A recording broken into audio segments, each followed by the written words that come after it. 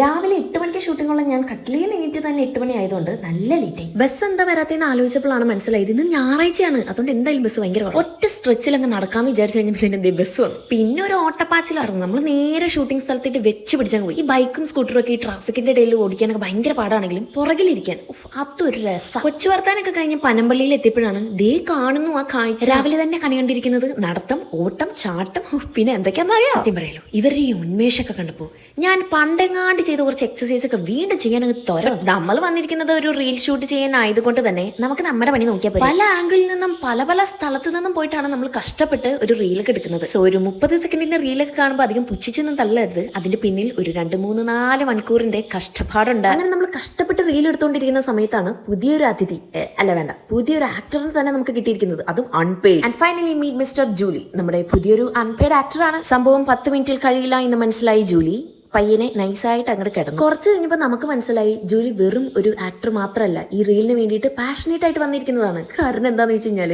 നമ്മളുടെ ഷൂട്ട് കഴിഞ്ഞ് പോകാൻ നേരത്തും നമ്മുടെ പുറകെ വന്നേക്ക് തിരിഞ്ഞു നോക്കാനുള്ള ബുദ്ധിയൊന്നും അതിനില്ലല്ലോ എന്ന് പറഞ്ഞുകൊണ്ട് നമ്മൾ രണ്ടാമത്തെ ഷൂട്ടിന് വേണ്ടിയിട്ട് ഡ്രസ്സ് ചേഞ്ച് ചെയ്യാനായിട്ട് പോയി. ഷൂട്ടിന്റെ ഇടയിലാണ് ഇവിടെ ഒരു ഫിലിം ഷൂട്ട് നടക്കേണ്ടതെന്ന് മനസ്സിലായത്. നമ്പർ പ്ലേറ്റ് ഒക്കെ വെച്ച് നമ്മൾ അടിച്ചു നോക്കി കഴിഞ്ഞപ്പോഴത്തേനും ഈ കാണുന്ന കാർ ഫഹദ് ഫാസിലിന്റെയൊക്കെയാണ്. പിന്നെ കുറെ കാരവാനൊക്കെ കണ്ടു. അവിടെ എന്തായാലും ഒരു ഫിലിം ഷൂട്ടിംഗ് ആണ് നടക്കുന്നത്. അങ്ങനെ ഷൂട്ടിംഗ് പരിപാടിയൊക്കെ കഴിഞ്ഞു. ഈ ലേറ്റ് ആയിട്ട് ഇറങ്ങിയതുകൊണ്ട് രാവിലെ ഒന്നും കഴിക്കാണ്ടാണ് ഇറങ്ങിയത്. അതുകൊണ്ട് വേറെ ഒന്നും നോക്കി നമ്മളെല്ലാം പാക്ക് ചെയ്തിട്ട് കൊട്ടാരം റെസ്റ്റോറന്റിട്ടാണ് വിട്ടത്. അവിടുത്തെ ഒരു ഊണ് എന്റെ അമ്മയെ കിടില്ല. തള്ളക്ക് വിളിക്കുന്ന രീതിയിൽ വിശപ്പുള്ളതുകൊണ്ടാണോ എന്നറിയില്ല, നല്ല ടേസ്റ്റ് ഉണ്ട്. എന്തായാലും ഫുഡൊക്കെ കഴിച്ച് നമ്മൾ നേരെ പിരിഞ്ഞു. സോ ഇത്രയുള്ളൂ. ടാറ്റ.